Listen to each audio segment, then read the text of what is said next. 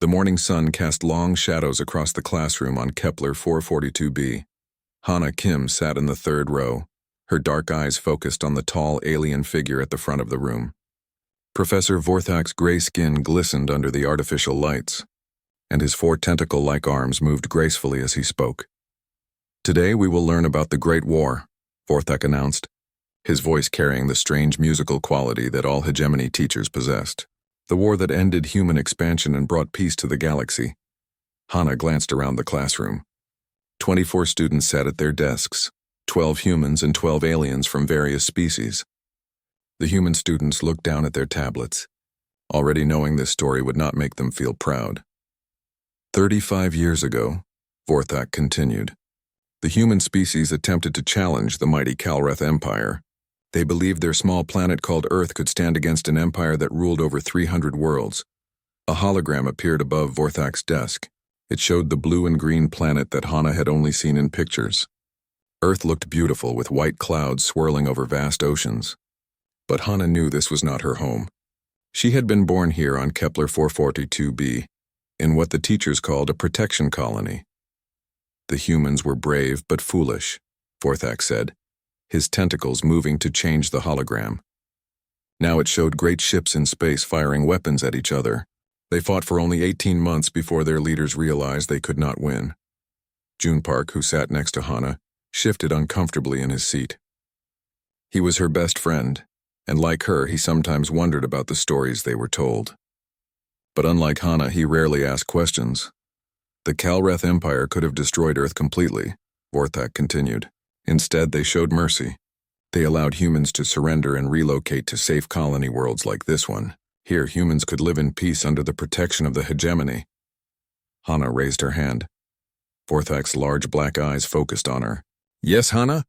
Professor, what happened to Earth after the humans surrendered?" Earth was placed under Kalreth administration. It serves as a monument to the futility of war. But what about the humans who stayed? Were there any? Vorthak's tentacles twitched slightly. Hana had learned to recognize this as a sign of annoyance. A few remained to serve the new administration. This is not important to today's lesson. Hana was not satisfied. "Professor, how long did the fighting actually last? You said 18 months, but my tablet shows different numbers in some files." The classroom fell silent. Even the alien students turned to look at Hana. It was unusual for humans to question their teachers so directly. "Young human," Vorthak said, his voice taking on a sharper tone, "you must learn to focus on the important facts. Your species fought bravely but was outmatched by superior technology and numbers. The war ended when Earth's leaders realized continued fighting would only bring more suffering. But Professor," Hana continued, ignoring June's warning look, "have you read all the historical records? The complete files?" Vorthak's tentacles now moved in quick, agitated patterns. "I have studied all the necessary documentation. The essential facts are what matter for your education. What about after the surrender?" Hana asked. "The records in our library seem to stop suddenly after the surrender ceremony. What happened in the months and years that followed?" Several alien students made sounds that Hana recognized as laughter, but the human students looked worried. They had learned not to ask too many questions about the past. "That information is not relevant to this lesson," Vorthak said firmly. "What matters is that peace was achieved. Your people were saved from destruction and given new homes." Hana felt frustrated but decided to try a different approach. "Professor, could you tell us about the surrender ceremony itself? Where did it take place? On Earth, in the human capital city? Which city was that?" Vorthak paused. His tentacles stopped moving entirely. The primary administrative center. But Earth had many large cities. Which one was chosen and why? This level of detail is not necessary for your understanding. Hana noticed something strange in Vorthak's voice. The musical quality had changed, becoming flatter. "Professor, were there any other human colonies established after the war, besides the ones we know about?" "Young human, you ask too many questions about irrelevant details." "But how is it irrelevant? If we're learning about human history, shouldn't we know what happened to all the humans?" June tugged at Hana's sleeve, trying to get her to stop. But she had noticed something important. Every time she asked about specific details, Vorthak became uncomfortable. And when she asked about what happened after the surrender, he changed the subject, Professor, she said, leaning forward, you mentioned that some humans stayed on Earth to serve the new administration. What kind of work did they do? Administrative duties. Record keeping. This is not important. How many stayed? A small number. But Professor, Earth was a planet with billions of people. Even a small percentage would be millions of humans. Where are they now? The alien students had stopped laughing. Even they seemed to notice that their teacher was struggling with these questions. Vorthak's skin had changed from gray to a slightly greenish color. The exact numbers are not recorded in the material suitable for your age group. Are they recorded somewhere else? Young human, you will stop this questioning immediately. We must move on to other topics, but Hana could not stop now. She had realized something important. Professor, when you said the humans fought for 18 months, did you mean they fought for 18 months and then surrendered? Or did they fight for 18 months before something else happened? They surrendered. The war ended. But you didn't answer my question exactly. Did the fighting stop when they surrendered, or did something else happen first? The classroom was completely silent now. Even the air recycling system seemed to have quieted down. Vorthak stared at Hana for a long moment. The war ended with human surrender. That is all you need to know. But Professor, if the war ended, why do the records mention ongoing security operations for several years after the surrender date? Vorthak's tentacles began moving rapidly in patterns Hana had never seen before. Where did you read about security operations? In the public files in our colony library. There are references to them in several documents. Those files they contain outdated information. You should not be reading such materials without supervision. Hana felt a thrill of excitement. She had found something important. Professor, why would information about events after a war be outdated? History doesn't change. Class dismissed, Vorthak announced suddenly. Tomorrow we will study the formation of trade agreements between species. The students began gathering their things, but Hana remained seated. Professor, you haven't answered my question about reading the complete records. Vorthak turned his large black eyes toward her. For the first time, Hana thought she saw something like fear in them. Young human, some knowledge is dangerous. Your species learned this when they challenged the Calrith Empire. I suggest you focus on your approved studies. As the students filed out of the classroom, June waited for Hana by the door. Why do you keep asking these questions? He whispered. You're going to get in trouble. Hana looked back at Professor Vorthak, who was standing motionless at his desk, staring at the hologram of Earth. Because, she said quietly, I think there's more to the story, and I think Professor Vorthak knows it. That afternoon, Hana walked to the colony library. It was a large building in the center of their settlement, filled with computers and data storage units. She had always loved coming here, but today she had a specific purpose. She found a quiet corner and began searching through the historical databases. Most of the files about the human Calrith War were exactly as Professor Vorthak had described them. But as she dug deeper, she found small inconsistencies, dates that didn't match, references to events that weren't explained, and most interesting of all, several files that were marked as incomplete records. Why would historical records be incomplete? And why had Professor Vorthak seemed so uncomfortable when she asked about reading the complete files? Hana leaned back in her chair and stared at the computer screen. She had the feeling that she was looking at a puzzle with missing pieces, and she was determined to find them. 3 days had passed since the strange history lesson, and Hana could not stop thinking about Professor Vorthak's uncomfortable answers. She had spent every free moment in the library, searching through files and databases, but the more she looked, the more frustrated she became. Someone had been very careful about what information was available to students like her. You look like you haven't slept in days, June said, sitting down next to her in the library's computer section. I haven't, Hana admitted. Something is wrong with the story we've been told about the war. Maybe the story is exactly what happened, and you're looking for mysteries that don't exist. Hana turned her screen so June could see it. Look at this. This document talks about Phase 1 completion, 3 months after the surrender. What was Phase 1?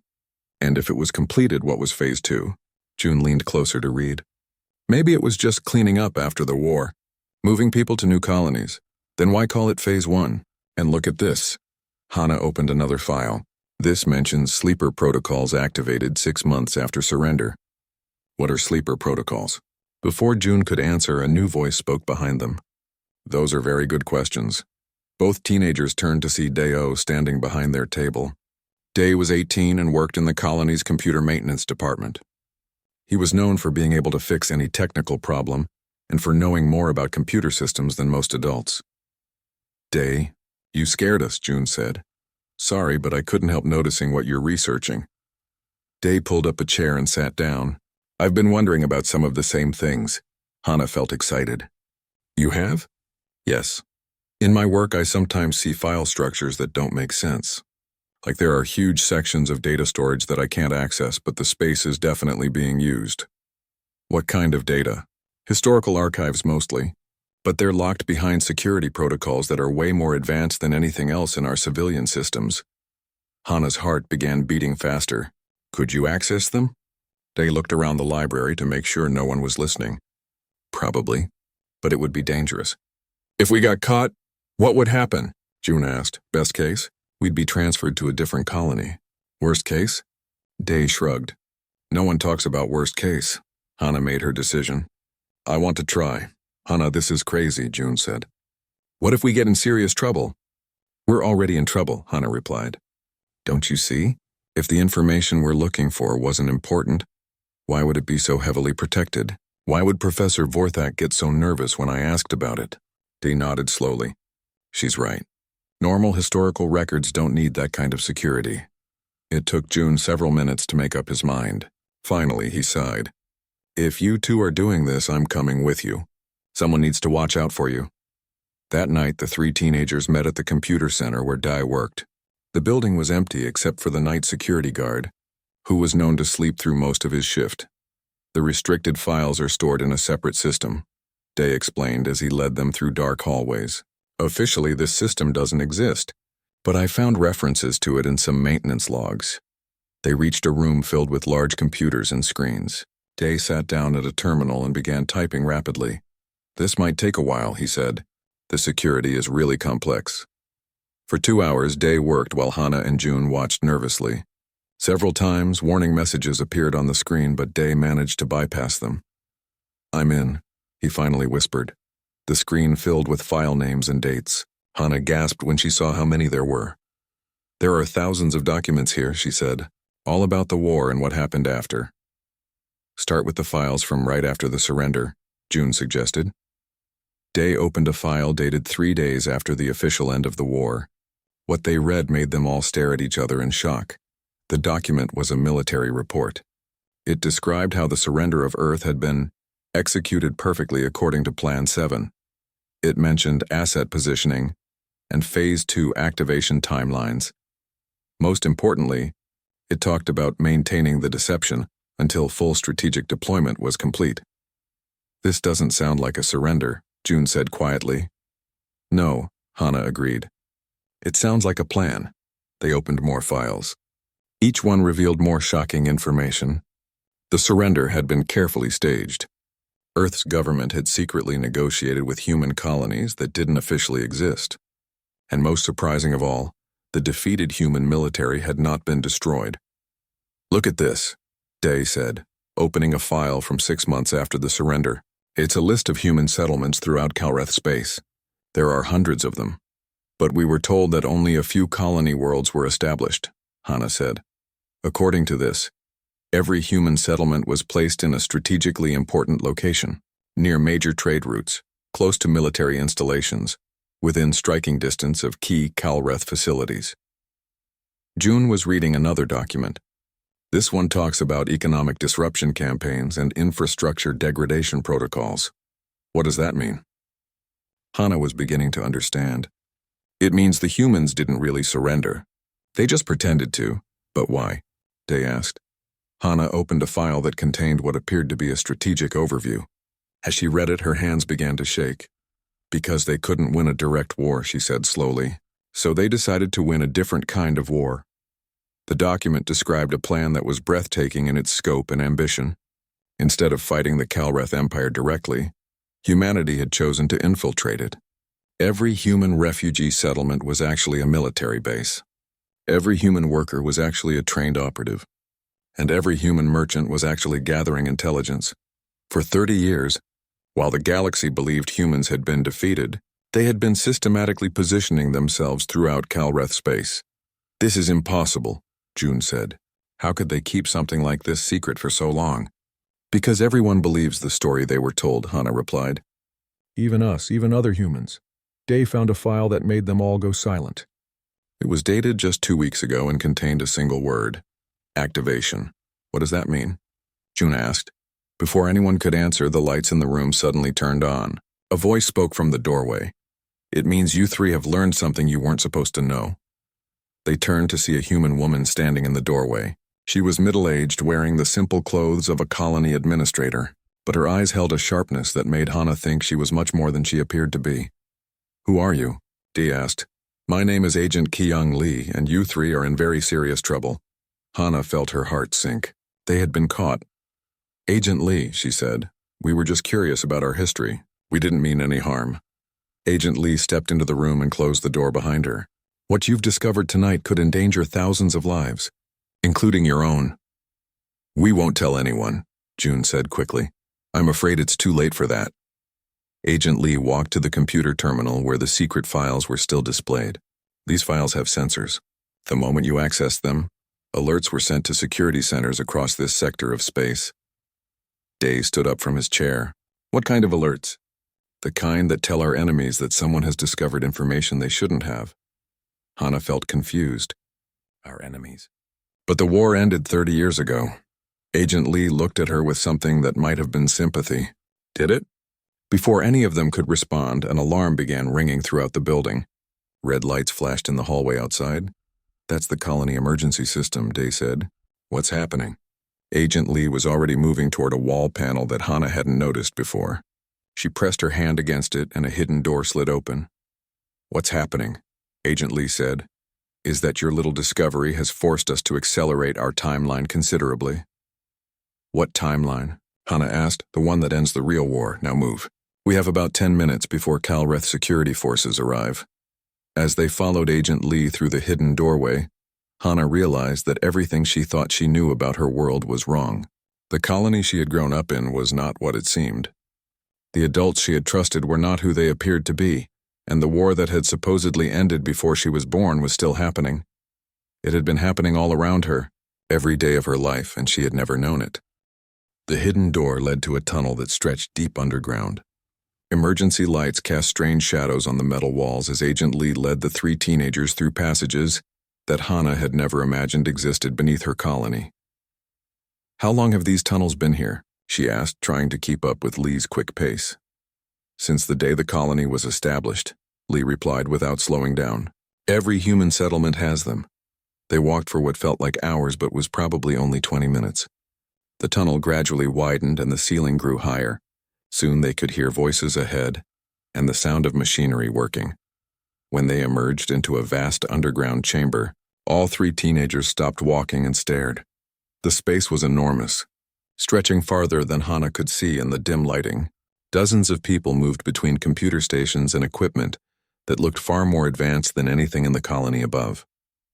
Everyone was human, and everyone was working with the focused intensity of people preparing for something important.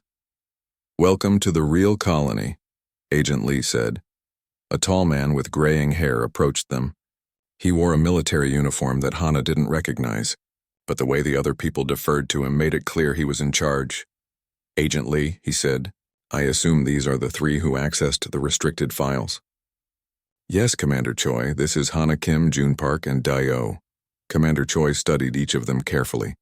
His face was serious but not unkind. "My name is Yoon Choi. I'm the commanding officer of this facility." "What is this place?" Hana asked. "This is Command Station 77 Alpha, one of 43 similar facilities on this world." June's mouth fell open. 43? Our colony only has 30,000 people total." "The surface colony has 30,000 people," Commander Choi corrected. "The total human population of this world is considerably larger." He led them deeper into the facility, past workers who glanced curiously at the teenagers. "When your ancestors were relocated here after the surrender, they brought with them the knowledge and equipment to build all of this. They reached a large screen that displayed what appeared to be a map of the local star systems. Hundreds of dots were scattered across it, each marked with symbols and numbers. What are all those dots? Day asked. Human installations, Commander Choi replied. Every single one was established after the surrender. Officially, they don't exist. Hana stared at the map. There are so many. 3,412 to be exact. Each one strategically placed within Calreth space, but why? June asked. If we surrendered, why build secret military bases? Commander Choi turned to face them. Because we never surrendered. Not really. He gestured to the map. What you see here represents the largest military operation in human history. For 30 years, we have been fighting a war that our enemies don't even know is happening. Agent Lee activated another section of the display. Now it showed trade routes, supply lines, and communication networks throughout Calreth space. The Calreth Empire controlled 300 worlds when the war began, she explained. Their economy depended on complex systems of trade and communication.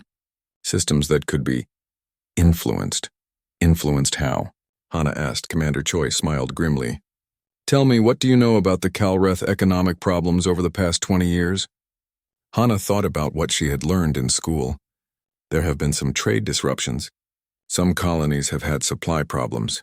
Those weren't random problems. Every single disruption was carefully planned and executed by human operatives. The screen changed to show a timeline.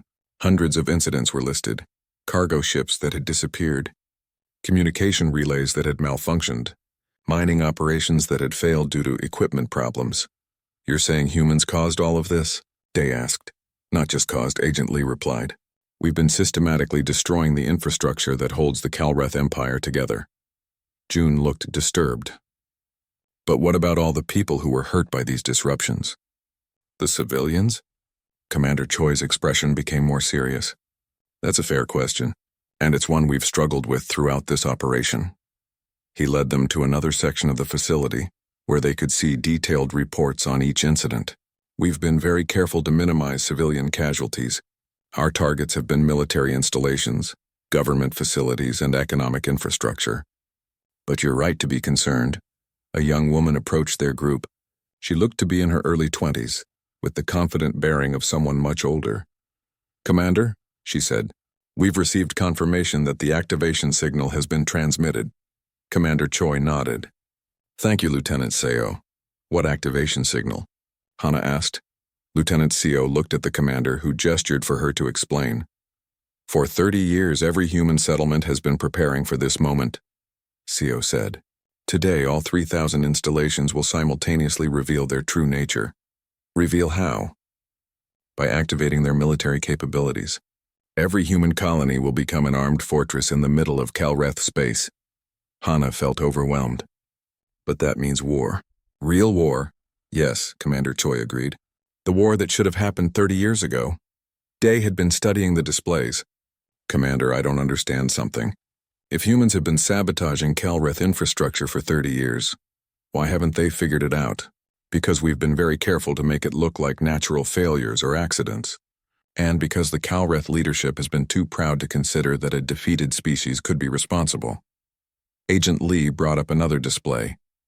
The Calreth Empire today controls only about half the territory it did 30 years ago. Their economy is collapsing. Their military is spread too thin to maintain order, and many of their client species are in open rebellion. And they still don't know why? June asked. They blame internal corruption, natural disasters, and bad luck. It has never occurred to them that the humans they allowed to settle throughout their space might be responsible. Commander Choi walked to a large window that looked out over the facility. In 12 hours, every Calreth military commander will wake up to discover that there are armed human forces in the heart of every system they control. What happens then? Hana asked. That depends on how they react. If they're smart, they'll negotiate. If they're not...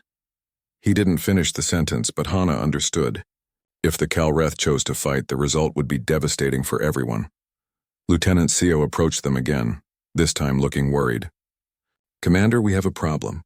We're receiving reports that some human commanders want to begin offensive operations immediately, without waiting for Calreth response. Which commanders? General Yu and his supporters? They're arguing that 30 years of preparation gives us the right to finish this decisively. Commander Choi's face darkened. General Yu is a good soldier, but he doesn't understand the larger strategy. What larger strategy? Hana asked. The goal was never to destroy the Calreth Empire, Commander Choi explained. It was to replace it gradually through necessity rather than conquest. Agent Lee nodded. Every time we disrupted their systems, we made sure human alternatives were available. When their trade routes failed, human merchants provided new ones. When their communications broke down, human technicians offered repairs. So you've been making them dependent on you, Day said, understanding. Exactly. The plan was to make humanity indispensable to the functioning of their empire. Then when the time was right, to reveal the truth and offer them a choice, partnership or collapse. But General Yu wants to choose war instead? General Yu believes that 30 years of deception justifies total victory through force. He wants to use our revealed positions to launch immediate attacks on Calreth military installations. Hana felt a chill. How many people would die in a war like that? Millions, Commander Choi said quietly. On both sides. Lieutenant Seo handed the commander a communication device. Sir, you need to hear this. The device crackled with static, then a voice came through clearly. It was speaking in the musical language of the hegemony, but computer translation made the words understandable. This is Emperor Thexus of the Calreth Empire. We have detected military activity in multiple human settlements throughout our space. We demand an immediate explanation and the surrender of all human military forces. You have 24 hours to comply. Commander Choi turned off the device and looked at the teenagers. It seems the Calreth have figured out what's happening faster than we expected. What does this mean? June asked. It means we have less than a day to decide the future of two species, Commander Choi replied. And that decision may depend on information that only one person can access. He turned to look directly at Hana. Information that requires your help. Hana felt confused and frightened. My help? I'm just a student. No, Commander Choi said. You're much more than that. Your grandmother was Dr. Jin Yoon, one of the architects of this entire operation, and she left something very important hidden in our systems, something that only you can unlock. Hana stared at Commander Choi in shock. My grandmother was involved in this? Dr. Jin Yoon was one of the primary planners of Operation Long Peace, Commander Choi explained. She died when you were very young, but she left specific instructions about information that would only be revealed if certain conditions were met.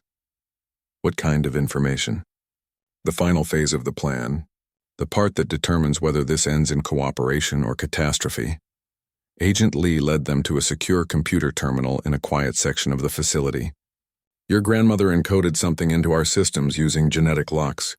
Only someone with her exact DNA pattern can access it. But I'm her granddaughter, not her clone, Hana said. Won't my DNA be different? Close enough for the system to recognize, Agent Lee replied. She planned for this possibility. The terminal displayed a simple message. DNA scan required. Place hand on scanner. Hana hesitated. Everything was happening so fast. This morning she had been a normal student asking questions about history. Now she was being told that her grandmother had been part of a secret war that had lasted 30 years. What if I don't want to do this? She asked. Commander Choi's expression was sympathetic but serious. Then thousands of people may die in the next few days. General Yu is preparing to launch attacks on Calreth installations. If he succeeds, the Calreth will respond with overwhelming force. But if they don't know about all our hidden bases, how can they respond with overwhelming force? Because they do know now, Agent Lee said grimly. Emperor Thexus's message made that clear. Their intelligence services have finally put the pieces together. June stepped closer to Hana. What do you think your grandmother would want you to do? Hana thought about the few memories she had of her grandmother. Dr. Jin Yoon had been a kind woman who always encouraged Hana to ask questions and think for herself. She had also been brilliant, one of the most respected scientists in the colony. She would want me to make my own choice, Hana said finally, but she would also want me to have all the information first. She placed her hand on the scanner. The machine hummed quietly for several seconds. Then the screen changed. A video message began playing, showing a woman who looked remarkably like an older version of Hana. Hello, my dear granddaughter, Dr. Jin Yoon said from the screen. If you are seeing this message, it means that Operation Long Peace has reached its critical moment. Hana felt tears in her eyes. She had not seen her grandmother's face in over 10 years. I hope you will forgive us for the deception, the recording continued. We told you and the other children that the war was over, because we wanted you to grow up without fear. But now you must know the truth. The video paused as Commander Choi approached the terminal. The rest of this message contains classified information. Are you certain you want to continue? Hana nodded. Dr. Yoon's image resumed speaking. The plan we developed was never about military victory. It was about survival and coexistence. We knew that defeating the Kalreth Empire would require destroying billions of lives and dozens of worlds. That was unacceptable. The screen now showed diagrams and charts that Hana didn't understand. Instead, we chose a more complex path. We would weaken their empire gradually, while making ourselves indispensable to its functioning. The goal was to reach a point where they would choose cooperation over conflict. But Hana, the recording continued, there were always those among us who disagreed with this approach.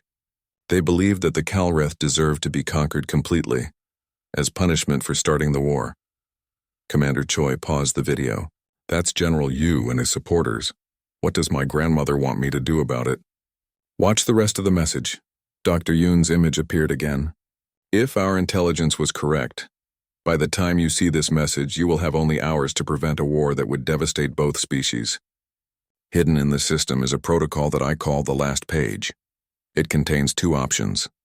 The first is a complete shutdown of all human military operations, along with a formal offer of genuine partnership to the Kalreth Empire. This option accepts that we may be in a weaker position for negotiations, but it prevents massive loss of life. The second option activates every weapon system we have, installed over the past 30 years, and launches a coordinated strike designed to destroy Kalreth military capability completely. Hana felt sick. She's asking me to choose between surrender and genocide. Keep watching, Agent Lee said gently. The choice, Dr. Yoon continued, must be made by someone who was not part of the original planning, someone who can see the situation clearly without the prejudices that we older planners might have. But Hana, there is a third option that very few people know about. If you are willing to take a great personal risk, there is a way to offer the Kalreth something that might make real peace possible. The screen changed to show technical specifications. That meant nothing to Hana. We have been in secret communication with certain elements within the Kalreth government. There are those among them who understand that their empire is collapsing, and who would welcome a way to end the conflict honorably. If you choose this third option, you will initiate direct negotiations with Emperor Thexus himself, but you must be the one to meet with him as the representative of humanity's new generation. The video message ended, leaving Hana staring at a menu with three choices. She wants me to negotiate with the leader of an empire, Hana asked. I'm 16 years old. Sometimes, Commander Choi said, the most important decisions have to be made by people who haven't learned to think in terms of what's impossible. Before anyone could say more, Lieutenant Seo came running toward them. Commander, we have incoming ships. Multiple Kalreth vessels approaching the system. How many? 17 warships. But sir, they're not in an attack formation. They're broadcasting diplomatic signals. Commander Choi looked surprised. Diplomatic signals? Yes, sir. They're requesting permission to land a single transport with a small diplomatic party. Agent Lee checked her communication device. I'm receiving similar reports from other colonies. The Kalreth aren't attacking. They're trying to talk. Hana looked at the computer screen with its three options. How long do I have to decide?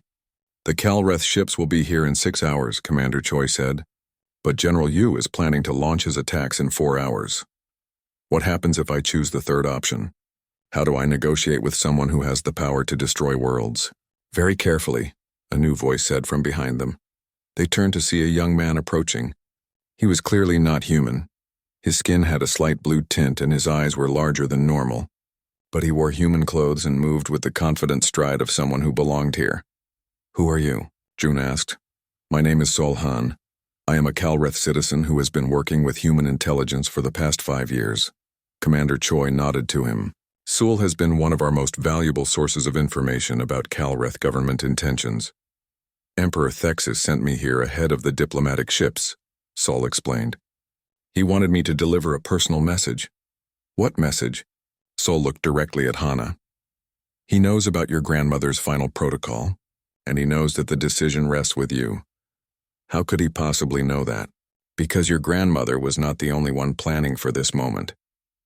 There have been secret communications between moderate factions on both sides for over a decade.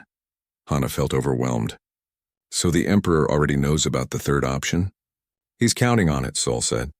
The moderate faction of the Calreth government has been waiting for an opportunity to end this conflict peacefully. But they need to be able to show their people that humanity is offering genuine partnership, not just another form of conquest. Commander Choi was reading reports on his communication device. Sul, what can you tell us about General Yu's plans? Does the Emperor know about them? Yes, and he's terrified. If General Yu launches his attacks, the moderate faction will lose all influence. The military hardliners will take control of the Calreth government, and the result will be total war. Hana looked around at all the faces watching her. If I choose the third option, what exactly would I have to do? Meet with Emperor Thexus in person and negotiate the terms of a genuine alliance between our species, Sol said. You would be the first human to speak directly with a Calreth leader since the surrender 30 years ago. And if I mess it up, then both our peoples will probably destroy each other, Sul said quietly. Hana took a deep breath and looked at the computer screen.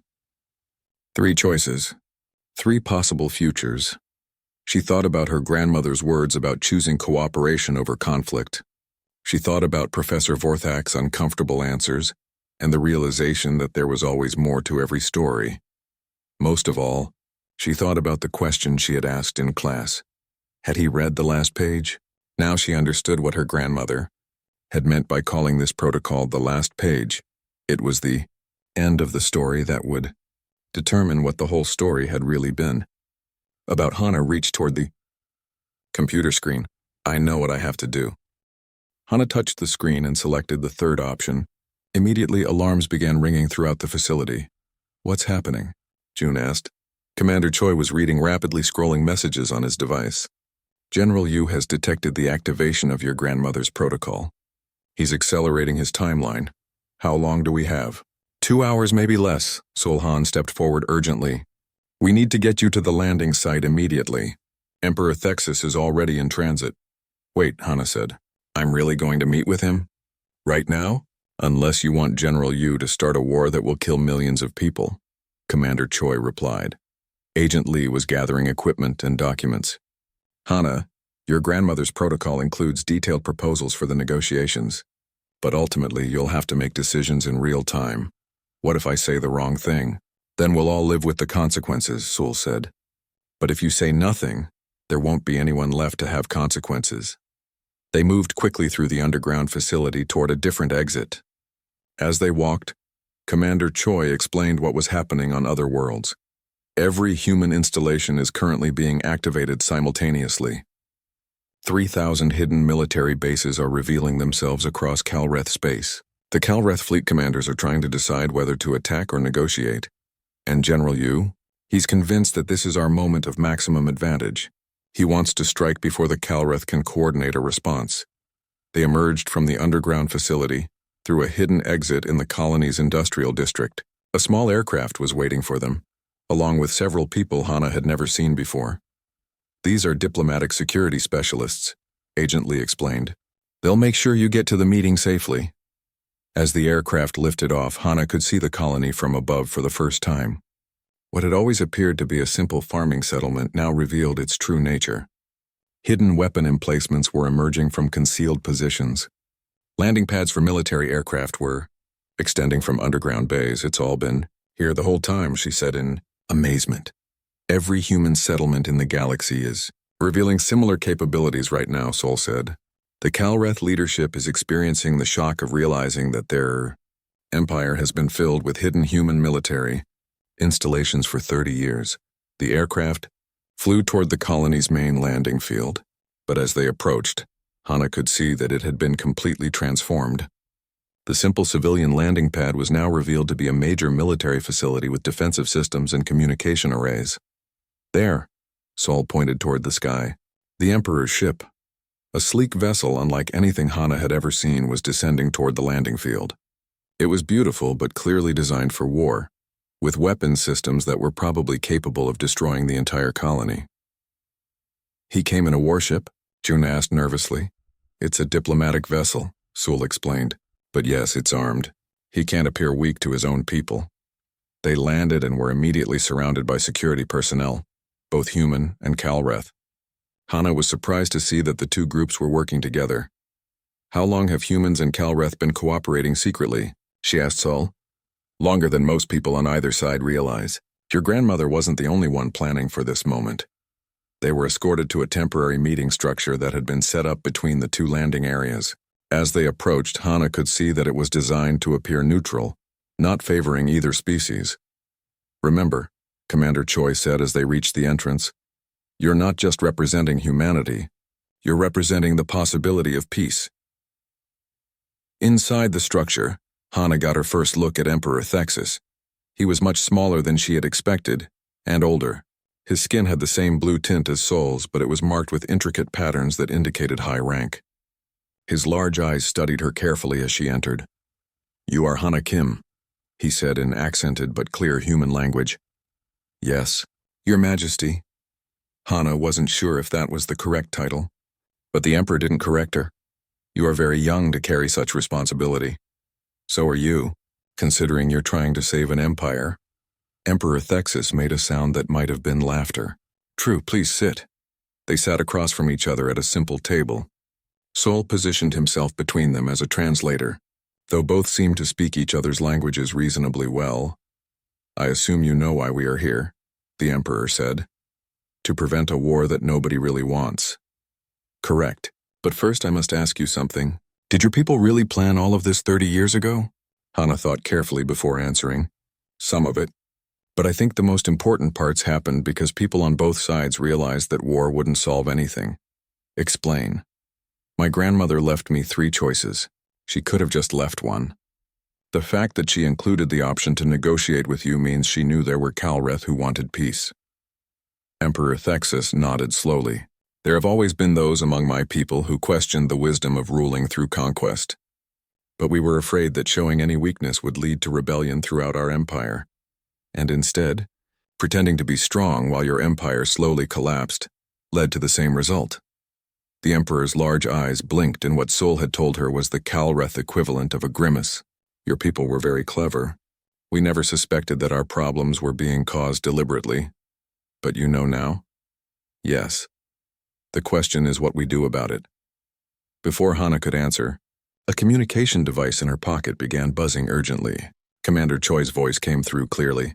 Hana, General Yu has launched his attacks. 17 human installations have opened fire on Calreth military targets.